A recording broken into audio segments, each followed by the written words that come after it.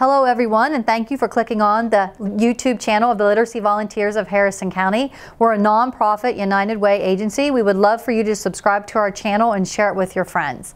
Today we have a new lesson and it's on home remedies. Since right now the flu is going around and everybody seems to be getting sick, instead of going to the doctor and getting on antibiotics, let's figure out some things that we could do, maybe as some home remedies. The first one is chicken soup. And it works to slow the movement of what are called neutrophils. And I put neutrophils, I put the definition here so you could figure out what they were. They're a common type of white blood cells. When you get an infection in your body, leukocytes, which are white blood cells, start to kick up in their number to help fight the infection. And neutrophils are a type of white blood cells. And if we slow those down, if we make them travel more slowly, then they stay more concentrated in the areas of your body that require the most healing. And that way it will help you to heal faster. Ginger, if you take a few slices of raw ginger and boil it in water, that will help to soothe a cough or a sore throat. And research suggests that can also ward off the feelings of nausea that accompany the flu. A lot of people drink ginger ale when they're have an upset stomach, and they say ginger calms your stomach. Another good one, and you'll see this in a lot of cough drops and different things, is honey. It has a large variety of antibacterial and antimicrobial properties, and it can help ease your sore throat and help suppress your cough.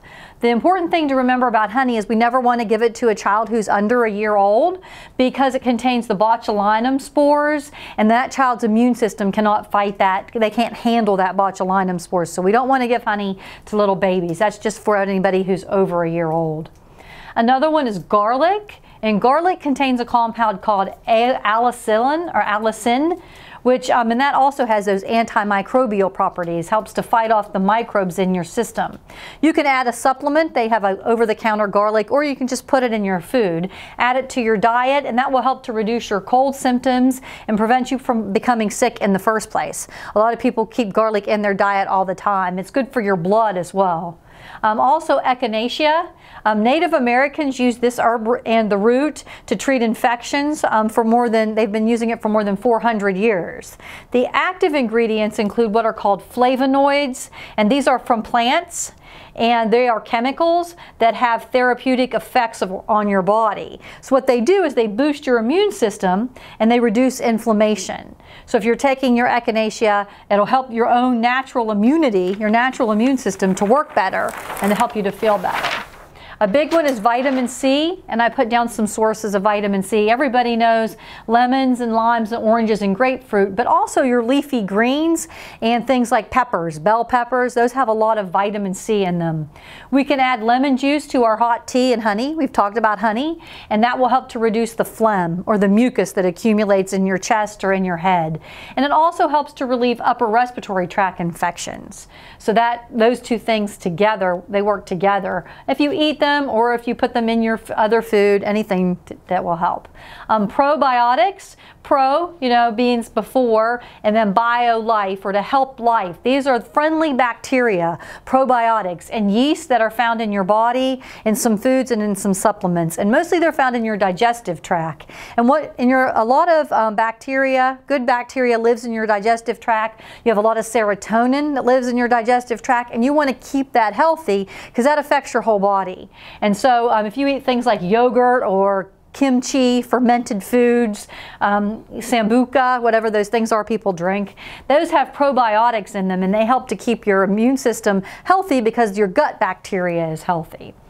Salt water, a lot of times if you have a sore throat, they'll say gargle with warm salt water, and that prevents those upper respiratory tract infections. It decreases the severity of your cold symptoms.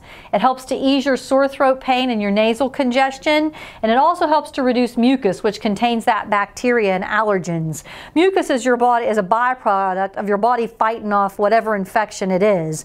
And so if you reduce the amount of mucus, then you're helping to further along, to speed along your recovery and things like that. So that's and also if you drink a lot of water when you're sick, stay hydrated, that will help to thin your mucus secretions.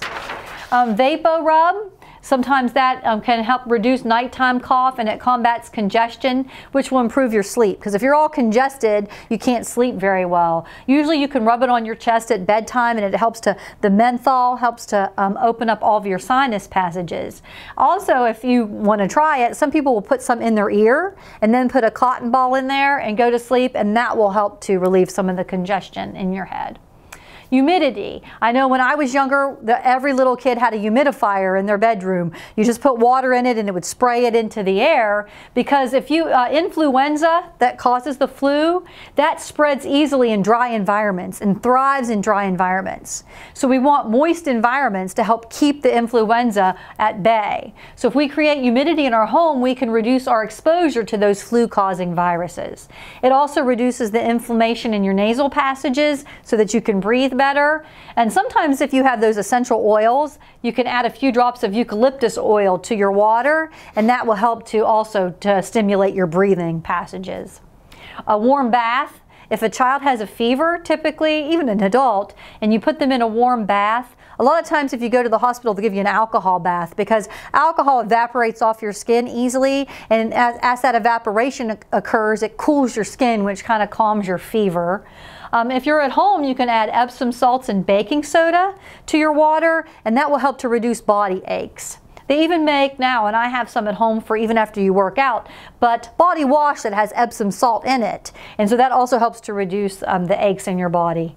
And that soothes your senses. You can add any of these essential oils: tea tree oil, juniper, rosemary, thyme, orange, lavender, and that back to the eucalyptus. All of those things in the water help to soothe your body, make you feel better, make you breathe better.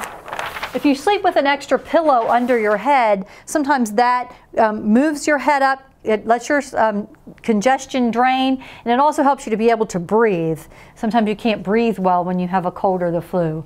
We want to try to eat these infection-fighting foods. I know they say when you have the stomach flu, that's the brat diet. That's the bananas, rice, applesauce, and toast. But bananas and rice will soothe an upset stomach and help to curb your diarrhea if you have that with the flu. I told you about the bell peppers and the vitamin C. Blueberries, those also curb diarrhea, but they are high in a natural aspirin, just like that you would take salicylic acid, aspirin, which lowers fevers and helps with aches and pains. So blueberries are good to eat if you have a fever. Carrots, they have beta-carotene, and beta-carotene protects your body from free radicals or things that damage the cells. Chili peppers, those will open your sinuses. They have that capsaicin in them, and that helps to break up the mucus in your lungs. Cranberries, those will prevent bacteria from sticking to the lining of your bladder and your urinary tract and help to prevent UTIs, urinary tract infections.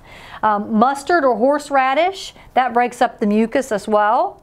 Onions also have phytochemicals, chemicals that come from plants, and they clear bronchitis and other infections. And then black and green tea, those contain catechins. We've talked about catechins before. Those are also phytochemicals that come from plants, and they have natural antibiotics in them and anti-diarrheal effects in them. So they help to help you to facilitate your healing process.